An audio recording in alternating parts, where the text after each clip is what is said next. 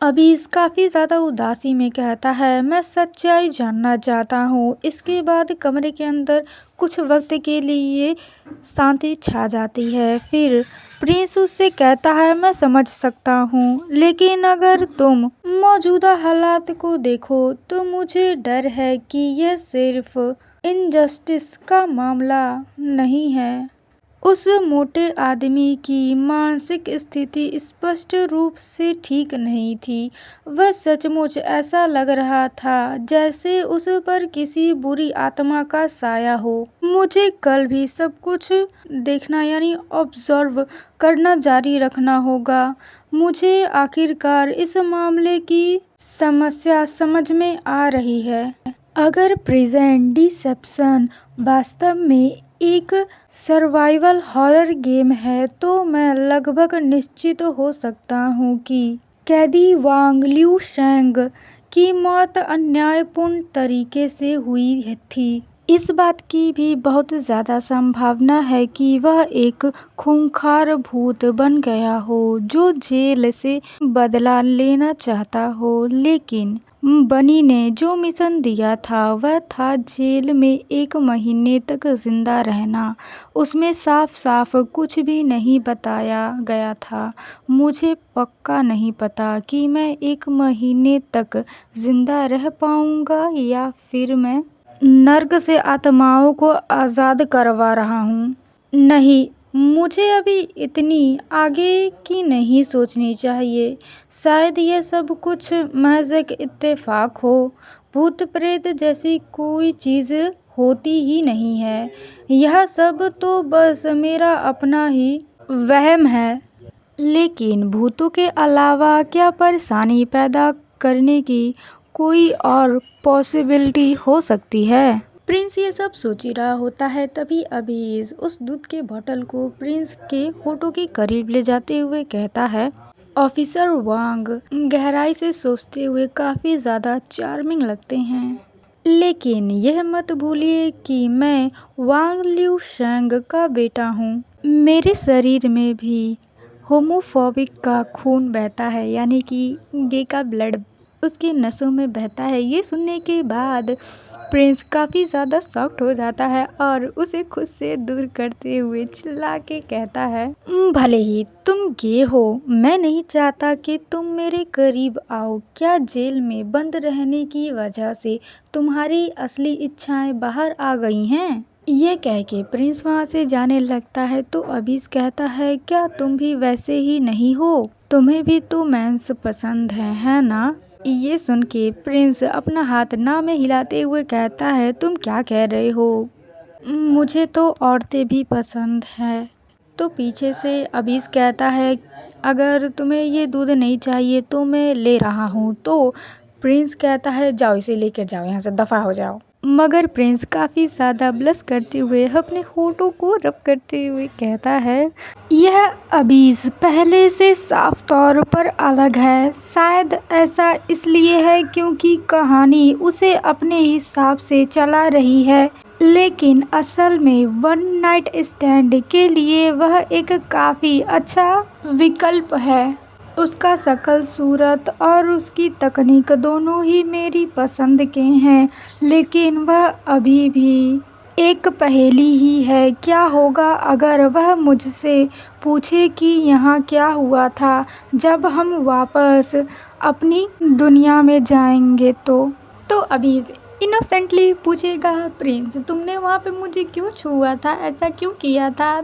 ऐसी इमेज दिमाग में आते ही प्रिंस अपना सर टेबल पे पटकते हुए कहता है, ये तो बहुत ही ज़्यादा बड़ा पाप है। किसी बच्चे को गुमराह नहीं करना चाहिए। और उधर बेचारा अभी दूध पीते हुए सोच रहा है कि आखिरकार इसे क्या हुआ, ये क्यों अपना सर पटक रहा है। तभी प्रिंस अपने हाथ को वेव करते हुए इसे बुलाते हुए कहता है, जल्दी करो और अपना दूध ख़त्म करो ताकि तुम वापस अपने कमरे में जा सको। मुझे कल बहुत काम करने हैं, तो मुझे फ़िलहाल आराम की ज़रूरत है।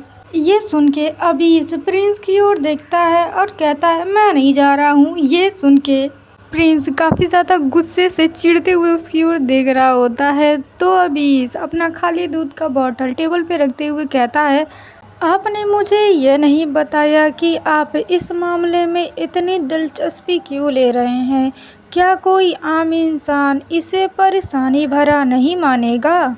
या फिर वो फैमिली के किसी सदस्य के कन्फेशन पर विश्वास नहीं करेगा? ये सुन के प्रिंस उसकी ओर देखते हुए अपने मन में कहता है, क्या वह सचमुच अनजान है या वह ऐसा दिखावा कर रहा है? फिर वो अभी से कहता है, अगर मैं कहूँ कि मैं किसी दूसरी दुनिया में आया हूँ और अगर मैं यहाँ 1 महीने तक जिंदा नहीं रह पाया तो मैं मर जाऊँगा, तो क्या तुम मेरा यकीन करोगे?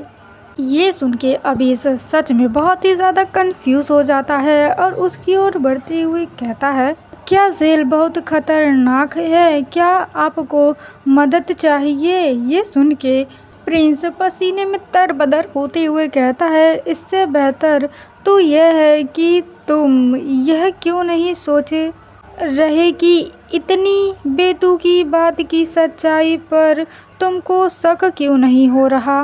तो अभीश कहता है, क्या तुम झूठ बोल रहे थे? तो प्रिंस उसे कमरे से बाहर निकाल रहा होता है। तो अभीश कहता है, मुझे ऑफिसर वांग पर पूरा भरोसा है। और प्रिंस उसे बाहर निकालते हुए कहता है, हम एक दूसरे को कुछ ही दिनों से जानते हैं, इतनी जल्दी भरोसे के बारे में बात करना थोड़ा अजीब है। तो अभीश कुछ सोचते हुए कहता है, हाँ यह वाकई बहुत अजीब है, मुझे इसकी आदत नहीं है। शायद हमारी नज़दीकियों की वजह से ही मैंने अपनी सतर्कता कम कर दी है।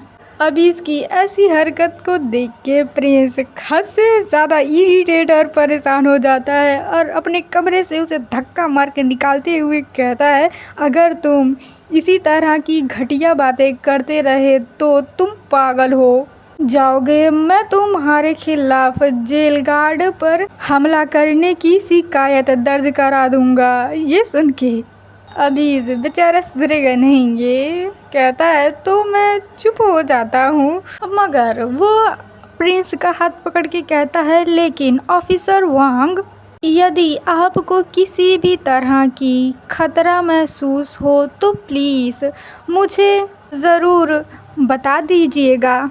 ये हरकत देख के प्रिंस थोड़ा सा कंफ्यूज हो जाता है, फिर अपना हाथ उससे छुड़ा के कहता है, ठीक है मैं समझ गया, आखिरकार यह आपके पिता के बारे में ही तो है।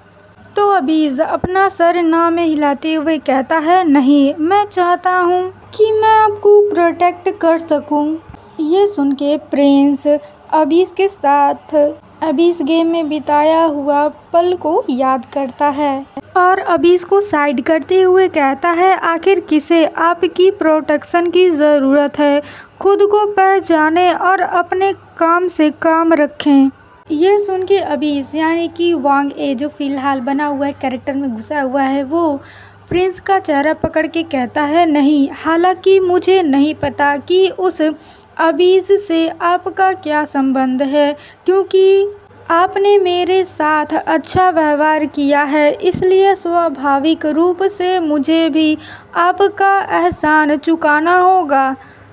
रिश्ते हमेशा दोनों ओर के लिए फ़ायदेमंद होते हैं, इसलिए खुद को तैयार कर लो। जब भी तुम्हें मदद की ज़रूरत होगी मैं वहाँ होऊंगा।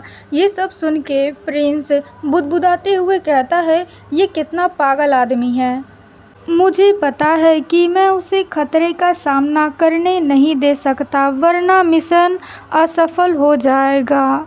लेकिन किसी कारणवश मेरा चेहरा काफ़ी ज़्यादा गर्म हो गया है, बहुत ही ज़्यादा ब्लश कर रहा है। इसी के साथ ये सीन ख़त्म होता है और अब मैं मिलूँगी आप लोगों से नेक्स्ट चैप्टर में।